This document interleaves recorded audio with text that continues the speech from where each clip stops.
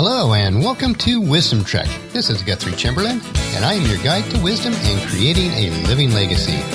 This is day number 12 of our trek, and today we are heading up the trail and we'll look at the differences between a compass and a clock. They are both important on our trek, but serve uniquely different purposes on our Wisdom Trek. Today we are recording our podcast from our studios in the Big House in Marietta, Ohio. Yesterday's journal or script was written on my trip from Columbus to Albuquerque. Today's journal or podcast script is being written on my return trip home. The technical software demo that I assisted our client with in the state of New Mexico went well, and I feel we presented the product and its features in a very favorable light. We planted the necessary seeds and added the water needed. The harvest is in God's hand. We must always do our part before we can expect God to do His. I have come to realize that wisdom is gained by our varied experiences that we have in our lives. Some of these experiences may be great, and some not so much. As long as we learn from these experiences and apply these lessons to our lives in a positive and practical manner, then these experiences are useful. Life is not always easy, since sometimes it is just plain difficult, but our growth would be very limited if it were easy all the time. Friction is how the hardest of stones becomes smooth. As Paula and I share our personal life's experiences and the lessons we have learned, our objective is for you to get to know us better on a personal level so that we can be your guide, your mentor, and your friend. If you'd like to know more about us, please ask us questions on wisdom-trek.com about us. We'd like to get to know you better also, so please feel free to share with us on our Contact Us page on the website, or email me at guthrie@venturecg.com, and I'll personally respond to any inquiries. During the first 12 podcast episodes, we've set up base camp, we established 7 habits and guidelines, we learned about the 9 tools we needed for our trek, and we built our trek cabin with its 7 columns. It's now time to head out on our trek, to begin to scale Wisdom's Mountain, and to work towards creating our living legacy. Each day we will learn from life, pause to reflect, and apply what we see and hear to gain this wisdom. As we head up on our trail today, let's examine or visualize that we have 2 objects in our hands. In our left hand we have a compass, and in our right hand we have a clock. Let us inspect these closely to see how each one will assist us on our trek today. The compass and the clock will only bring value if we know how to use them properly. These are 2 very important tools, but for 2 very different purposes, and we do not ever want to confuse the 2. To bring our illustration today, we want to look at a true story of Roald Amundsen and his trek to be the first team to reach the South Pole in 1911. His destination was known from the very beginning, and that never changed. His compass provided the direction that he needed to be successful and allowed his team to stay on course. The compass always pointed to his true north, which in his case allowed him to head in the opposite direction since he was heading to the South Pole. He never had to fear about the direction he was heading because his faith was in the compass, along with a few maps that they had obtained from other people who had attempted the trek before him. His effectiveness was driven by this faith in his compass and guidance from the maps. As a person of faith myself and a Christ follower, God's Spirit is my compass and His Word is my map. I am confident that on each day's trek that if I put my faith in them, that the direction for my life will remain true. Not every day is easy. Some days will be bright and clear and we'll be able to see for miles. Other days will be shrouded with fog and we can easily lose our way.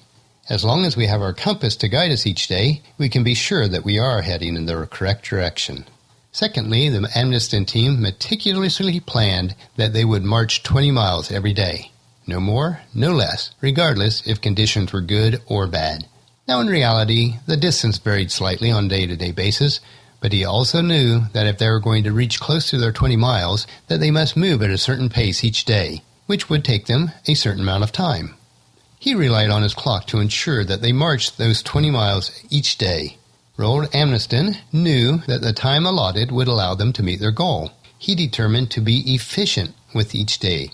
To learn more about the Amundsen's 20-mile march, I suggest that you read Great by Choice, written by Jim Collins.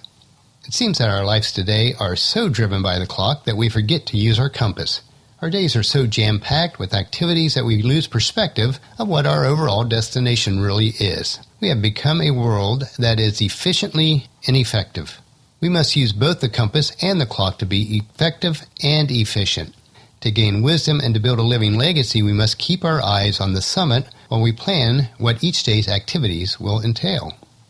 A compass provides a sense of direction, purpose, vision, perspective, and balance, while a clock measures duration and the expenditure of time.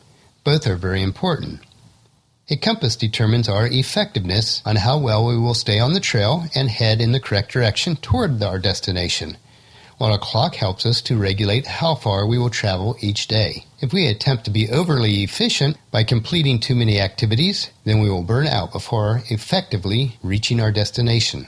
As an analogy to our trek, if we try to run too fast on life's trail, we will find that we lose our footing, will careen down the mountainside into a bloody heap of nothingness. As this applies to our daily tasks, the compass helps us to be effective while doing the right task, and the clock helps us to do those tasks efficiently. Each one has its place, but the compass must come before the clock, therefore effectiveness before efficiency.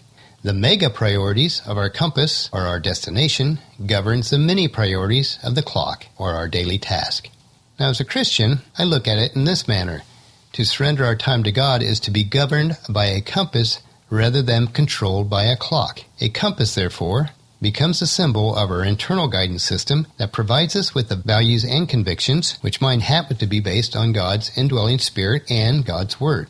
This non-negotiable governs our lives. In the same manner as the magnetic force pulls the compass needle, it is God who governs the drive of our lives. We surrender to His force and focus on those tasks which will ultimately help us to reach our destination. This is how we begin to create a living legacy. The reason I'm able to use God's Word for guidance and direction are found in Psalms 119:105. It says, "Your Word is a lamp to guide my feet and a light for my path." So it gives me a clear sense of direction and helps me to see how to get there. Let's keep balanced in life by effectively using the compass to guide our overall direction while we daily use the clock so that we can be efficient. As listed in the book of Ephesians, chapter 5, verses 15 through 17, so be careful how you live. Don't live like fools, but like those who are wise. Make the most of every opportunity in these evil days. Don't act thoughtlessly, but understand what the Lord wants you to do.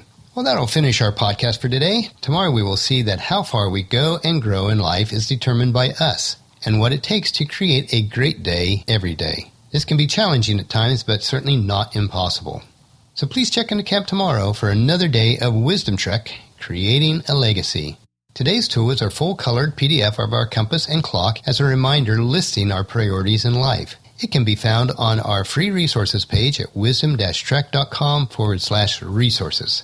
I also encourage you to leave a discussion topic, comment, suggestion, or question about the podcast on the comment form for wisdom-trek.com/day12 or email me at guthrie@venturecg.com. If you'd like us to discuss any of these topics or answer any questions during our podcast, please let us know. We'd love to have the interaction from our members of the Wisdom Trek team. And as always, if you haven't done so, please subscribe on iTunes, Stitcher, or your favorite podcast player of choice, where we also have subscribe to buttons on Wisdom-Trek. And what's very important is that you leave us a rating on each episode. This would mean so much to us, and spread the word to everyone you know to join us on our Wisdom Trek. I would appreciate it, and thank you ahead of time. Check out wisdom-trek.com for our daily journal, wisdom nuggets, and free resources. And as we take this trek together, let us always live abundantly or fully, love unconditionally, listen intentionally, learn continuously, lend to others generously, lead with integrity, and leave a living legacy each day. This is Guthrie Chamberlain reminding you to keep moving forward, enjoy the journey, and create a great day. See you tomorrow.